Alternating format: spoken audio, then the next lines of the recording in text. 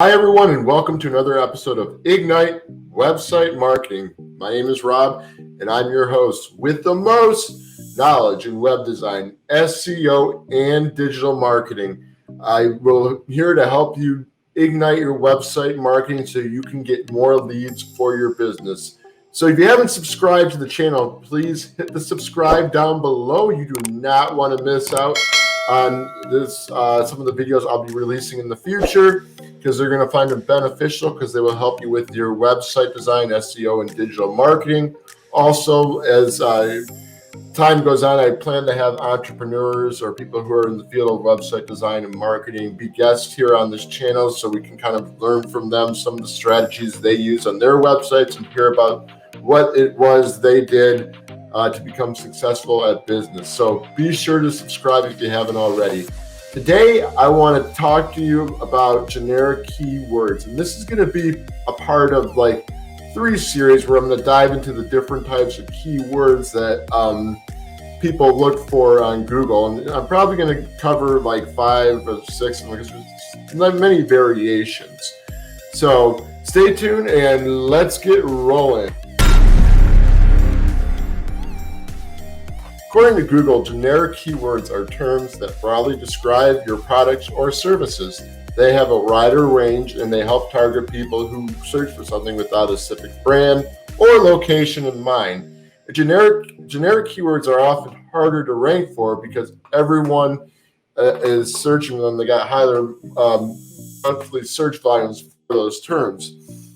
And what are some examples of generic keywords? So, well, if you just Google camera, or if you Google photography, Google plumbing, Google, Google movie, Google web design, Google restaurant. So that's like a generic key term. I guess you could kind of they're very simple, generic, or you can do like pizza restaurant, but see, they're very simple key words. So just 1 or 2 words, and these are kind of difficult to rank for because everyone's using these words, and they're not really descriptive.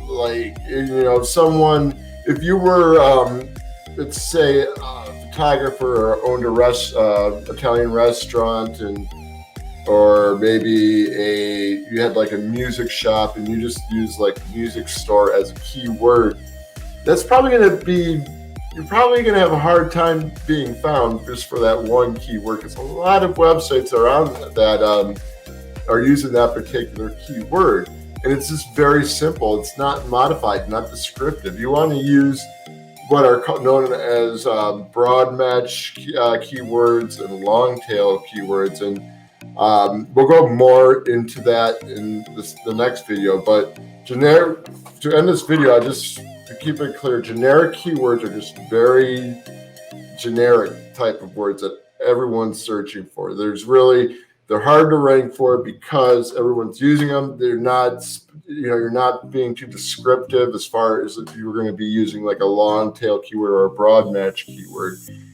And the more you're clear on with your keywords, depending on what it is your service is, or where your location is, or what products you're selling, what type of food you're selling, you're going to want to eventually it's okay to have some generic keywords, but eventually you want to be able to expand upon those so you can rank for those like more descriptive keywords that everyone might be searching for locally, or something.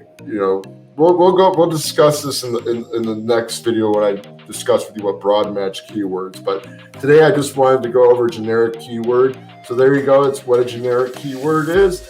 And so if you like what you saw and you found that this video gave you some value, give me the thumbs up. And like I said, guys, remember to subscribe. I'm going to be dropping a lot of material out this year. This is more of like a shorter video, so it's not one of my bigger videos, but I do live streams. I do longer videos where I go into cover a topic more clearly, but I figured I want to do a few short videos just to kind of not give you guys like a lot of knowledge at one time. I think it'd be better just to give you a few things at a time, or maybe just one thing at a time. That way you can really sink that into your mind, sink that into your mind and really get what I'm talking about. So again, if you haven't already, please subscribe and get the notifications, hit the bell for the notifications, I should say. And see you on the next